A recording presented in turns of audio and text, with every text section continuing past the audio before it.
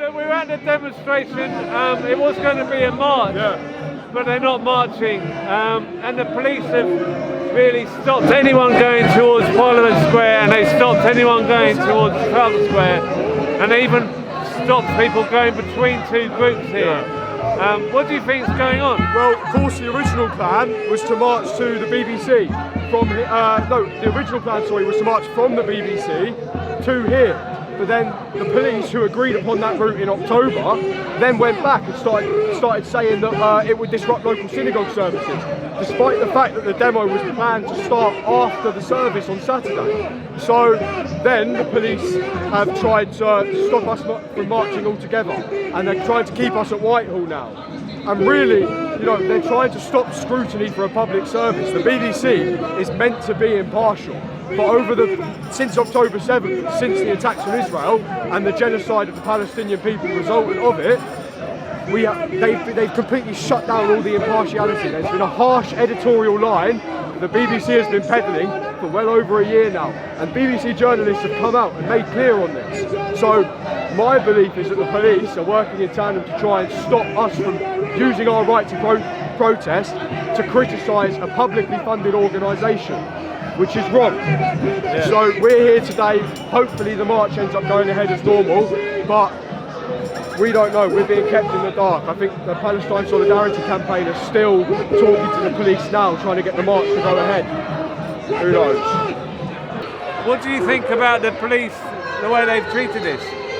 This has probably been the most heavy-handed policing I've seen on the Cambridge protests that I've been on. Now, I haven't been on an awful lot, but I was here a little bit earlier, and I was speaking to an eyewitness.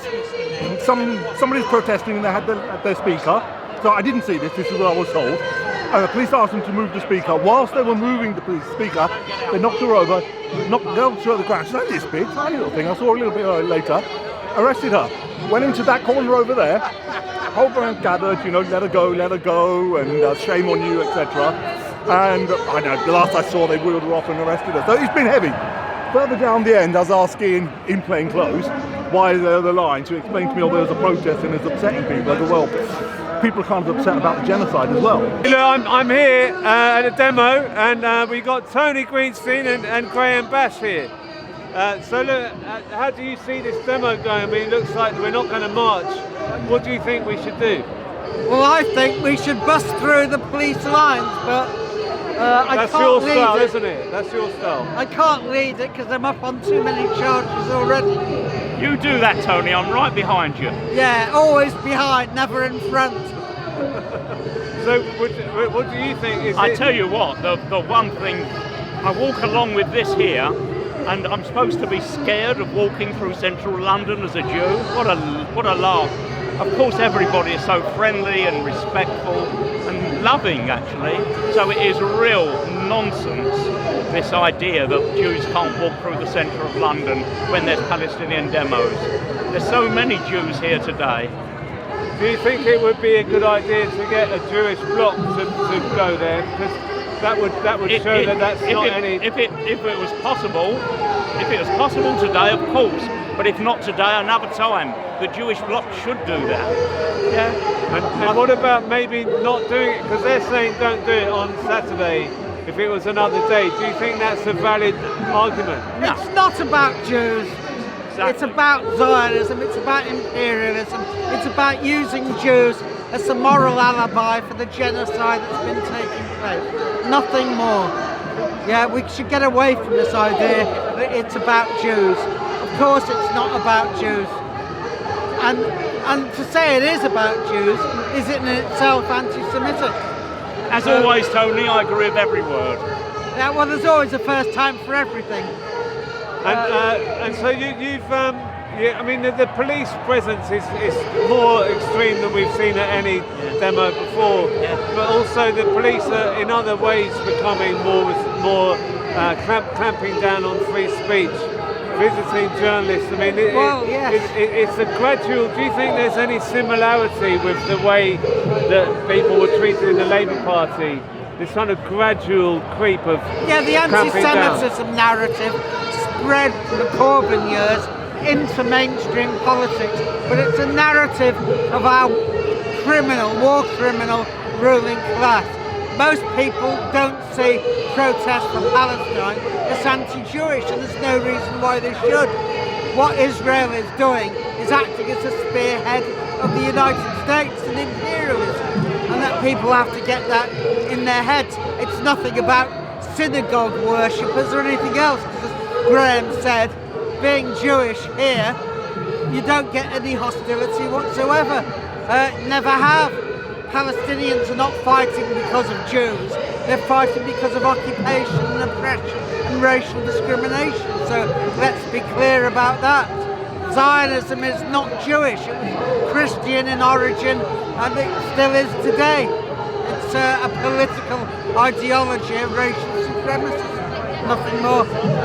Do you think, Graham, that saying Zionism can be interpreted as anti-Semitic? Because some people say if you call someone a Zionist, then you're all we can do is just look at the world and see who the state of Israel's main allies are. And nearly so many of them are anti-Semites. But the point today of being here isn't just to show solidarity, of course, with the Palestinians, number one, but to fight against this erosion of free speech, which is becoming quite sinister, in my opinion. And it's vital we stand up to it. And that's why I've come today. I haven't been for some time because I haven't been well enough, but I've forced myself to come today because it's that important. Yeah. And I think that the movement of solidarity with the Palestinian people is the most important, encouraging thing I've seen from the grassroots for ages. And there's been a real movement of the tectonic plates on the issue of Zionism and Israel. More and more people throughout the world, in their hundreds of thousands of millions, are beginning to understand how reactionary this is. But let's be clear, this truce, which we've seen, it indicates, who knows how long it will last, but for what it is, we celebrate it. But what it does show is that the real power behind Zionism is the American state, and they're the people who are determining what happens. When you've got Trump telling Netanyahu what to do, Netanyahu obeys, and that is the point. So this idea of the Zionist lobby controlling the American state is nonsense. It's that the real boss, as always, is US imperialism and its lackeys in Europe. What do you think of that? Yeah, no, I totally agree. The idea that the Zionist lobby and Israel could control Western foreign policy is absurd, and it always has been. Well, we've got people who are younger who are on the demonstration today. Hello, how are you? Hi, I'm Julia Pradella, and she's my best friend and is Kadir. Have you been to a demonstration before? Yeah, a lot of times. Yeah, I've been to demonstrations A lot of too. times? I think just like two. I think this is my third one. And do you think this is a good one, or it's boring because you can't really move? There's no marching.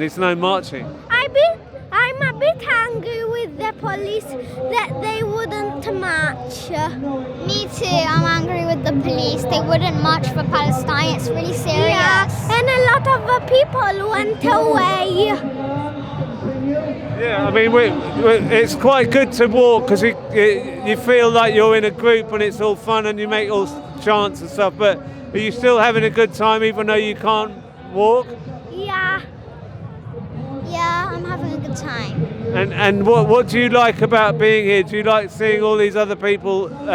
Do you like all the stalls? What sort of things do you like doing when you come on a demonstration? I like a lot of things. I like the flags, but I really like the posters. They're my favorite thing. I like to make stuff so I can put them in the demonstration. I made something here. I've been up to the BBC. It's surrounded by riot police. It's got crash barriers there. So they're trying to either keep the truth in or the truth out, but they're trying to protect some kind of lies. I call it the BBC. Starmer's off to Auschwitz. Is he going to have a meet up with Netanyahu now? Or will his next state visit abroad be in Israel to sort of do the blood libel with Bibi, in the same way Blair did over Iraq?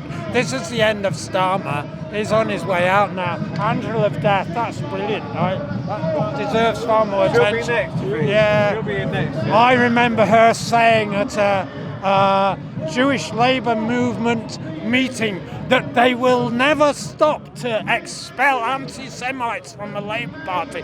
The irony being the vast percentage of people disproportionately who've been expelled from the Labour Party are Jewish, socialist, anti-Zionist Labour Party members who've been disproportionately expelled from the Labour Party, and many of whom are Holocaust or relatives of Holocaust survivors, been expelled for criticising Israel and therefore are anti-Semitic. The whole, you know, that's why Stalin gone to Auschwitz, isn't it? To sort of sold this sort of, oh, we must all remember that Israel represents the Holocaust. Israel does not represent the Holocaust. Israel represents a complete monopolization and distortion of using and abusing the memory of the Holocaust in order to deflect any criticism of it. And Israel is now moving towards fascist state and backed by imperialist powers, isn't it? You know, there's no other words. There's no point calling Netanyahu a Nazi. It plays into his hands. But he is a fascist, just as Ben-Gvir and Smotrich. They're unashamed Israeli fascists. So I'm from London. I'm come with the PSC for Brent and Harrow. Okay. So it's a local engagement for Brent and Harrow as an institute, as an area. Yeah. We've got big numbers coming in from the organisation there, but I think it's really important that we still showed up in numbers here, regardless of the fact that we couldn't protest, couldn't march. We marched from Charing Cross, that's as far as much as we could do. And yeah, I think it's still important. Yes, we've got a ceasefire tomorrow, but what does that mean long term for Palestinian rights and Palestinians now? They've got to rebuild whatever from the rubble that they're in now. And I think it's so important for me to still come out. I grew up in the 70s in Brazil during the dictatorship. And what I'm watching now from an outsider point of view, because the dictatorships in South America are all supported by America. And if it was not the intervention, we would have had revolutions, but they would always come down and oppress and create false narratives that the people trying to defend freedom were actually enemies of the people. So from outside perspective, I watch what's happening now. It's no different from what happened in Brazil in the 70s. There's this silence that goes unseen by most people, where they are repressing voice, they are harassing people, coming to their front doors, taking people away that don't deserve, that are only peaceful protesters. Trump's a nasty piece of shite. He's a racist and he's a potential fascist. He's a skilled orator. He appeals to ignorance and bigotry and racism, and he's winning on that score. You know, when you've got people like Elon Dickhead Musk, who've got vast power through social media to say that people like Tommy Robinson stand up there like Nelson Mandela as so-called political prisoners. I mean, you know, but Elon Musk, you know, to pack them all off in their stupid fucking rockets off to Mars and fucking leave them there, you know. What is this obscenity of the world's richest men? I'm a multi-billionaire. We need to take out the billionaires, you know, and stop paying homage to them like they're some kind of entertaining celebrities. They're not. They're dickheads. They're filthy rich dickheads, and they need taking out. Put them in a rocket, send them for fucking Mars. It takes 6 months there, but don't let them come back again. You know, there's no oxygen or water on Mars. Leave them there and let them suffer.